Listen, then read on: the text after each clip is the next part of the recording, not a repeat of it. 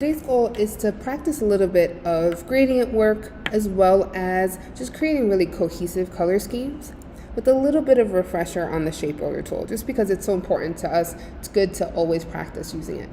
So we're going to start off with our check for understanding. I'm going to zoom in here and you see I've given you this very simple square. Your job is to select it and add a very realistic underwater color gradient. Now you can choose the style of gradient you like. Remember that it really helps to use your gradient panel or your gradient tool. All our panels are under window. So I'm going to take my gradient tool. I want it linear and I'm just going to take a minute or two and really build a really nice gradient. Shades of blue that go from light to dark.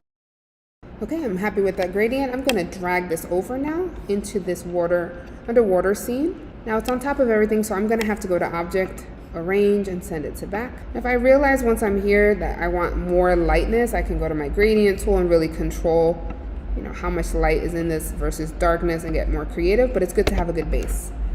Step 2 of today is going to be just spending some time really coloring the rest of these elements for this underwater scene to include realistic and well thought out gradients. What I mean by it is make sure everything looks cohesive and looks like it belongs together. For example, if I want this coral to be like a nice orange, I'm going to add a gradient and really make it look natural in the scene. One thing I'm doing for each shape is once I've colored it, I'm going to remove the stroke. It just looks much more realistic this way and natural. When you're done coloring this whole scene, make sure all the gradients are different.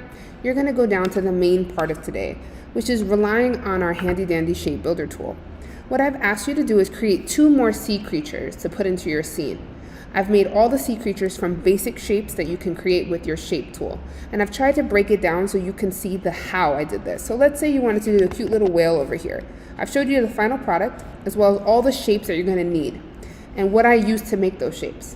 For example, for the base of the whale, I took my rectangle tool, I took my little direct selection tool and I pulled these little handles in to make it more rounded. If it helps you, you can place your shapes right over my shapes just to make sure they match up. Then I used a regular rectangle, and then I went to my shape builder tool, selected them both, shape builder, held down Alt to remove, and now I have a good base for the whale.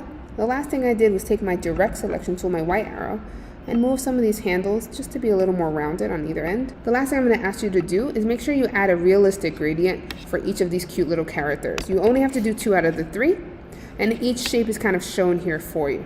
Once you're done making your characters, you're going to add them to this pretty scene. If you happen to finish early, you can try creating this buried treasure to add to your underwater scene.